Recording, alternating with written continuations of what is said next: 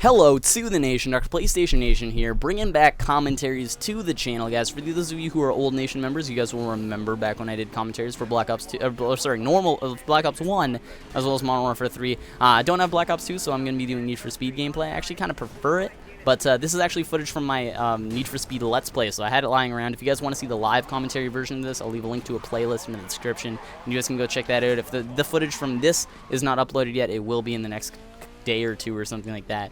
But today I want to bring back commentaries, and I want to talk about a topic that has definitely been asked to me a lot, guys. Probably the #1 question I've ever been asked on YouTube, and that is, how do I get partnered? How many views do I need for Machinima to partner me? How many subs do I need for Machinima or TGN or RPM or whoever to partner me? How do I get partnered? Who do I ask? XYZ. People have asked me countless iterations of the same question, and I want to address it because obviously it's something that a lot of people are wondering. And yeah, so I'm pretty much going to talk about that during the course of this video. I've pretty much narrowed it down to 3 basic steps for you guys to get partnered if you guys are already uploading content and stuff like that. And yeah, so let's start talking about that, guys. So #1 rule, guys, that you guys will need to do in order to get partnered is make videos that are good quality, good video quality, audio quality. You need to make them consistently, and they need to be good videos, guys. They need to be something that's interesting, entertaining to watch, and you guys can't make videos because, you know, you want to be YouTube famous or you want to make YouTube money. You need to make YouTube videos because you enjoy doing it. For me, I've been making videos for 4 years, guys, and I never got, you know, a partnership or anything like that until like October. That's when I got my partnership, guys. So I think my first video was back in 2008, guys. I thought my first videos that I ever uploaded on YouTube were amazing. Like, they're awesome, and they were the best things on YouTube, and that I was gonna blow up and everything like that. And I didn't. They were actually horrible if you go watch them now. But I thought they were amazing. So you guys might have kind of, you know, a distorted view of the quality of your videos. I'm not saying anybody's videos in particular are bad. What I am saying is that you guys need to, you know, get other people's opinions on them, figure out different ways to improve them, always be improving. So, good quality, consistent content. If I were to give you guys more examples, it would basically be, you can make the best videos on YouTube. You guys can make videos that are better than Freddie Wong's, but if you only make them once every like 3 or 4 months, nobody's going to want to subscribe to you. Nobody's going to, you know, you're not going to get the traffic that you kind of deserve for making these amazing videos, because you only make one every like 4 months. So that's the only opportunity they have to kind of get passed around, if you kind of know what I mean. But from there, guys, on the flip side, the flip side is also true. If you guys make, you know, 200 videos a day, but they're all completely crappy and only like a minute long, nobody's going to want to subscribe to you because your content is crap.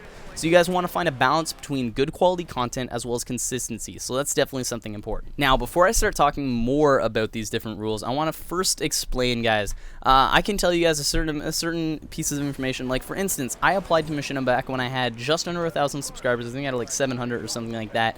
And when I had just under 1,000 views per day, I guess. And I got denied by them. They denied me. They thought that my content wasn't up to par, I guess. And I got denied. So then I applied to them, you know, a couple months back when I had around 3,000 to 3,500 subscribers, and I was getting 3,000 to 4,000 views per day. And they accepted me.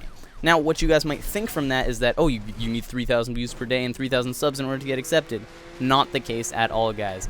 There was actually a person by the name of OMG Diamonds who got partnered with under 200 subscribers and less than 1,000 views per day. So it's important to realize that there is exceptions to these rules, that you guys might, you know, hear a lot that, you know, there's certain standards to Machinima or TGN or whatever. There is none, guys. People are the exception all the time. You know, there's a bunch of people that are partnered by them which may not necessarily fit those standards that other people fit.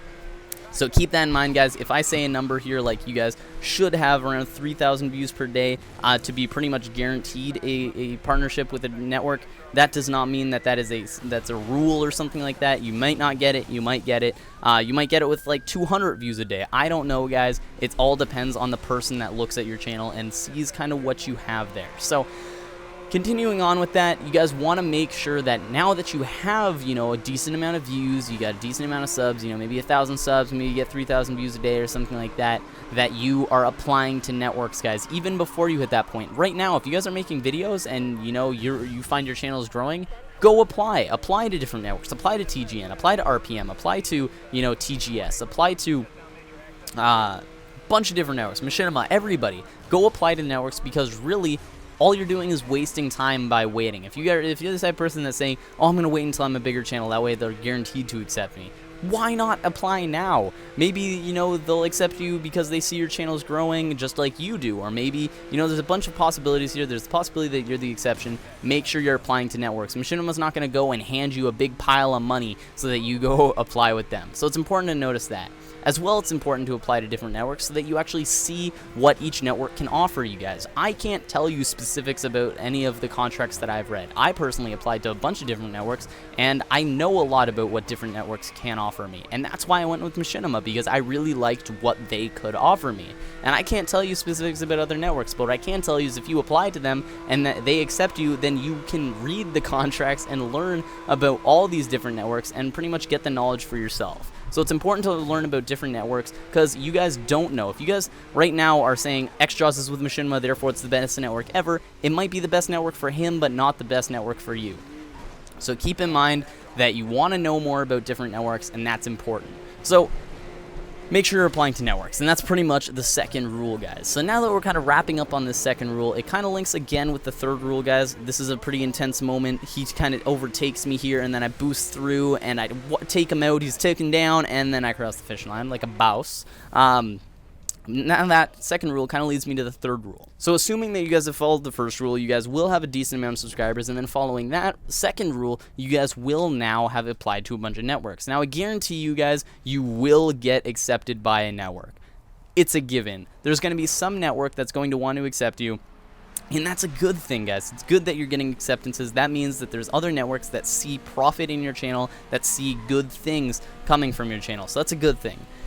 My little asterisk there is that you do not want to just go start signing on networks because they're the first one to accept you. If I go and apply to, you know, a state college that I'm going to say this Americanized, I'm in Canada, so I have no idea. If I'm going to go apply to, you know, some lower-end state college, you know, Harvard and then Yale, I'm not going to go, you know, accept that state college before I've gotten, you know, a letter of acceptance or denial from Yale or Harvard. I'm going to make sure that, you know, my better options have actually denied me before I make the decision to go with, you know, that smaller network that originally I might not have really wanted to go with. That also being said, in my case, I was accepted by a network back in May or June, and I declined. I said, no, I want to wait for a better option. And it took until October for my channel to grow enough for Machinima to recognize me as, you know, a good channel and to partner me. So I went, you know, an extra 4 months or something like that, 4 or 5 months, not partnered simply because I didn't want to go with them. So you guys want to make sure that you're not just signing off on a contract because they're the first network to accept you.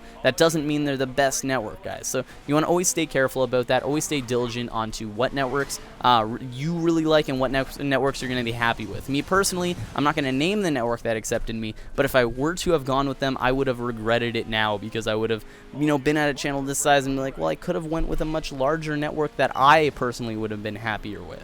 Not to say that you guys might not be happy with a smaller network. Some people like that sort of thing. But anyway, guys, that's kind of my 3 rules, guys. So first of all, make good quality, consistent content. Second of all, you want to make sure that you're applying to networks, you're being proactive, you're working to make your channel better and grow your channel consistently. And then finally, you want to make sure that when, you know, you get acceptances or when all that stuff happens, that you make sure that you do not just go randomly accepting a contract before you know a lot about it. So now that I've kind of said all I need to say here, hopefully you guys again did learn something from this. Hopefully you guys do like the video if you guys want to see more stuff like this. And hopefully you video makers out there, go apply, you know, get partnered by someone, grow your channel, and do your thing out there. So again, guys, make sure you like the video. If you guys want to see more of this, comment below about any topics for commentaries that you guys want. I just made it into first right before the race ended, which I was kind of happy about. But leave comments to future commentary topics. But yeah, so hopefully you guys did enjoy. Anyway, I'm the Doctor, and I'm out. Peace.